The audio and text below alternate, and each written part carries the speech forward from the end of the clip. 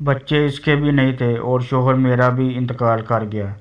اس کی بیوی تھی لیکن بچے نہیں، اور میرے بچے تھے لیکن سر پر ہاتھ رکھنے والا کوئی نہیں تھا۔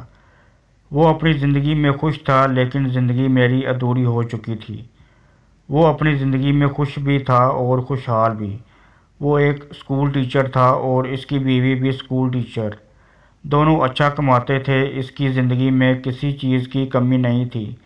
ایک عدد اچھی سی بیوی بھی تھی اور کھانے کو پیسہ بھی۔ اگر اس کی زندگی میں کمی تھی تو بچوں کی کمی، اور میری زندگی میں ایک عدد شوہر کی کمی تھی۔ میرے شوہر کے انتقال کے بعد دیور نے مجھے نکاح کا پیغام بھیجا۔ مجھے بھی ایک عدد شوہر اور ایک صاحبان کی ضرورت تھی۔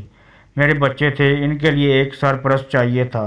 دیور نے اس شرط کے ساتھ مجھ سے نکاح کیا کہ ہمارا میاں بیوی کا تعلق تو ہوگا، اخراجات بھی اٹھاؤں گا، لیکن میں آپ کے ساتھ زیادہ وقت نہیں گزار سکوں گا، کیونکہ میری اپنی بیوی نے جو شہر میں ہے، میرا گھر شہر میں ہے، میں اس کے ساتھ شہر میں رہتا ہوں، میری اور بیوی کی ملازمت بھی وہی ہے۔ میں دونوں کی باری نہیں مقرر کر سکتا، دونوں کے درمیان انصاف نہیں کر سکتا۔ گویا اس نے مجھ سے حقوق معاف کروا لیے۔ میں رہی دیہات میں زندگی گزارنے والی بال بچے دار دیہاتن عورت، اور وہ رہے شہری۔ مجھے ان کا نام چاہیے تھا اور میرے بچوں کو ایک سرپرست۔ اس لیے میں نے یہ ادھورا رشتہ منظور کر لیا۔ اب وہ ہفتے 2 ہفتے بعد آتے ہیں جب انہیں فرصت ہوتی ہے، اور ہماری خیر خبر لیتے رہتے ہیں۔ کیا میں نے ایک نامکمل بیوی بن کر کچھ غلط کیا؟ کیا میں نے اپنے حقوق چھوڑ کر غلط کیا؟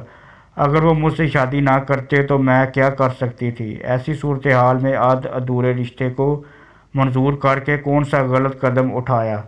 اس میں ان تمام بہنوں اور بیٹیوں کے لیے بڑی نصیحت ہے جو طلاق یا بیوگی کے بعد بھی بڑی توقعات اور مطالبات رکھتی ہیں۔ پہلی بیوی کو طلاق دو یا میں آپ کے بچوں کو اون نہیں کروں گی۔ کتنی کم طرفی کی سوچ ہے۔ اگر آپ کسی کے بچے کو قبول نہیں کریں گے تو آپ کے بچوں کو بھی کل کوئی مرد قبول نہیں کرے گا۔